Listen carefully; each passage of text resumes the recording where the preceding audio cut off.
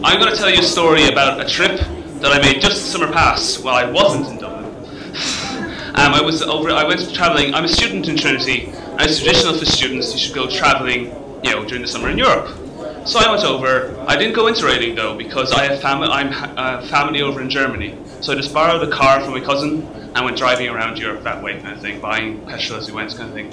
And originally the plan was to go on my own, but there was this guy in my course who caught wind that I was going along. This guy called Kieran, and he figured, he kind of said, I'll come with you. And I was like, sure, a bit of company, he shouldn't be too bad, and he'll help with the driving around, late nights kind of thing. So that's kind of like the scene. We're in southern France. We're driving around. We're kind of like coming towards the end of our trip, and we're in France, and we go to some town where the journey is going to some town. And I don't speak French. Kieran's a French speaker. I handle German, Switzerland, Germany, all those places. Kieran's a French speaker.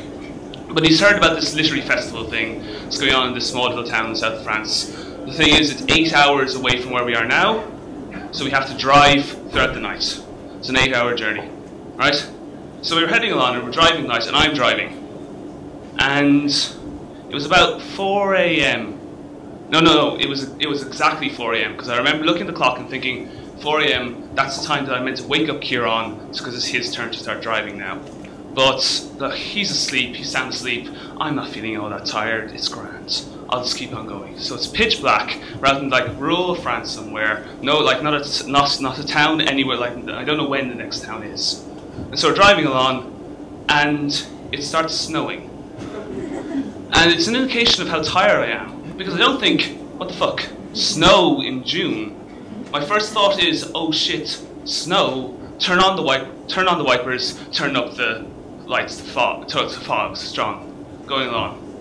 And it's going, so it still stays snowing, it doesn't change, it gets heavier, it gets worse. I'm really I can't see like more than a couple hundred meters ahead of me, and I'm just like, what the, just trying to drive through the snowstorm, not thinking that like, what the hell is happening here? Just kind of this made sense to my tired mind, and then suddenly this thing leaps out in front of us, and I still to this day don't know what it is. It's some four-legged creature, and it just comes out of the blue. And I swerve. Like, I'm not the most competent driver. I haven't been driving for very long. I swerve. I managed to miss it, but unfortunately I've taken us off the road. So I've taken off the road and I'm going through some field. I've smashed some poor farmer's fence. I'm going along. And I can't see far of me, the snow's still coming down. And then suddenly, headlights catch a tree. And we're heading straight towards this tree. We're not going that fast, I'm sensible enough, I've slowed down. But it's like still 35 miles an hour. And I remember thinking the road ads, you're dead. Like, we are going to die. That's not funny, guys.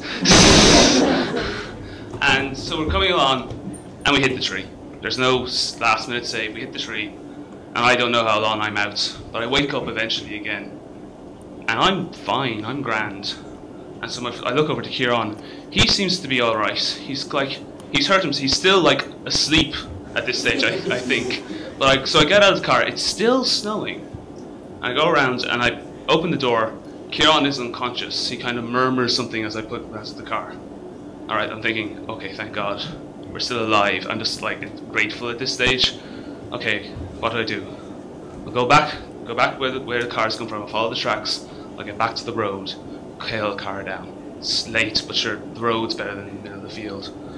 And so I walk back, following the tracks of the cars left in the snow. And I remember thinking, time's passing, I haven't hit the road yet. I remember thinking, it couldn't have been that far. It was all a split second. There's no way there's like, well, I've been walking for a good 15 minutes now. I still haven't seen like the street lights yet. And I'm walking, and it's half an hour, it's an hour. It's like I'm walking into the middle of the night carrying this, like, he's not fat, but he's a full person. And it's kind of, carrying on, and it's getting, and like, there's not much further I can go. I can't go much further now. And so I'm starting to like, what do I do? Like, I can't just give up and sit here, wait for the morning. Until eventually I see in the dark, I see a light. It's still snowing. I see a light, I head towards it. It's my only hope. I don't know what it is, but hopefully, like, it's some peasant farmer they're still around, right? They'll help me, take me in and give me some soup and bread. That's what happens in these kind of stories. So I go head towards the light, and it turns out to be a tavern. And it's like those taverns that you read about in like fantasy books. It's like a couple stories high, made out of wood, painted, you know, real like old style tavern. And I'm weird. I can't, like, so much stuff is happening. I don't even care. I just want to get inside. Can I have a room, please?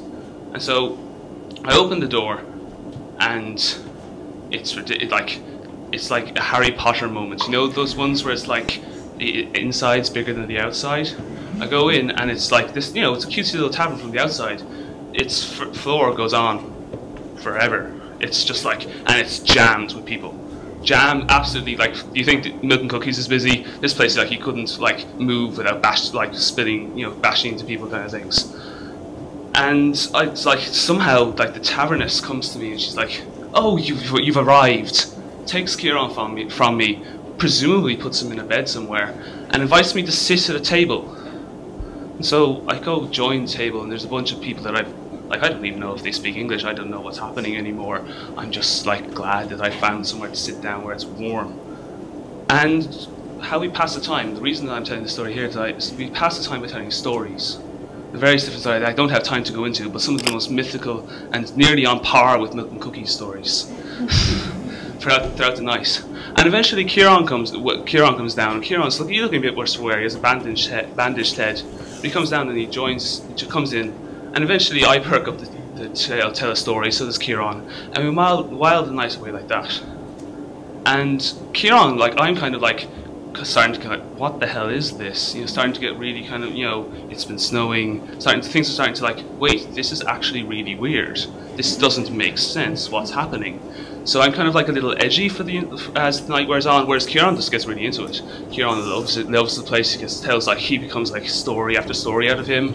And so the night goes on, and eventually day breaks. I'm like, yes, finally we can go. And the tavern comes on. All right, guys, we're all closing up now. You can all leave. So everyone kind of streams out, and I'm like following them out. And I look to see Kieran, and Kieran's not coming with me. And I was like, Kieran, what's the story? He's like, look, I've been talking to the tavern. I've been talking to the owner, and they're giving me a job here. I'm going to stay here, and I'm going to work. And it's just like, Kieran, what? That makes no sense. We need to get home. Like, you know, like our flight leaves from Paris in like 2 days. What are you talking about? So no, it's all arranged. You go on without me. And it's like no, and like I argue, like there's like an argument that takes place, and Kieran like sticks to his guns, and he's going to work in this little tavern in the middle of France, which is like. It's too much for me, and I eventually just kind of concede he's not going to say it, and I leave. And I walk at the tavern, and it's beautiful. It's a summer's day. It's like sun's shining, that grass is damp with dew. And I head out the door, and I walk maybe 10 minutes, and I reach the highway that we were at. And my cousin's car is parked there, perfectly fine, doing all right, full tank of gas, and I'm just sitting there. And I get into the car, and I drive to the little town. The literary festival is kind of okay, not really my thing, more Kieran's kind of a deal. Then eventually I drive up to Paris, where I've arranged to meet my cousin. He takes his car back. He doesn't seem to mention that Kieran isn't with me. I take the flight back to Dublin, and, you know, kind of like go back home and eventually come back in Trinity. And like, it's like maybe Kieran will be back in college when I come back, you know, second year. And Kieran isn't there. And I get like starting to get really weirded out here. So like has anyone seen Kieran? Like, I didn't really know Kieran that well, so I tried to find his group of friends. And Kieran didn't seem to know anyone in our course. No one knew when I was at Kieran Parkin, who is this guy? And so I went around and I looked for different things. So like looked up the list of past pupils, the course notes. Surely he's re-registered. He's not there. I go to like our course coordinator and ask about Kieran Parkin, and I make up a story to ask why I've been looking for this guy. He says it's a bit unorthodox, but he checks. I'm so insistent. He looks for Kieran. Kieran isn't there. And it's just, and like, I keep going, and eventually it's just like Kieran has dropped off the face of the planet. Kieran never existed. And it's just like, what? And like, this has been since the summer coming back, and we're back for like 3 weeks now. And no one believes me when I talk about Kieran. So I go around telling people this story to try convince people that like Kieran was a real person, and eventually someone will go, oh yeah, that Kieran guy, Kieran Parkin, by the way, Kieran James Parkin, son of a minister from Waterford, like, so Presbyterian minister, by the way, and I just haven't heard him since. So I've tossed that milk and cookies. I tell this story, and hopefully one of you know Kieran. So that's a no. Well, alright. Well, I'll keep trying, guys, because like Kieran, I was in the car with him for like a month. He definitely existed. He smelled a little bit. So, yeah. Thanks very much, guys. That's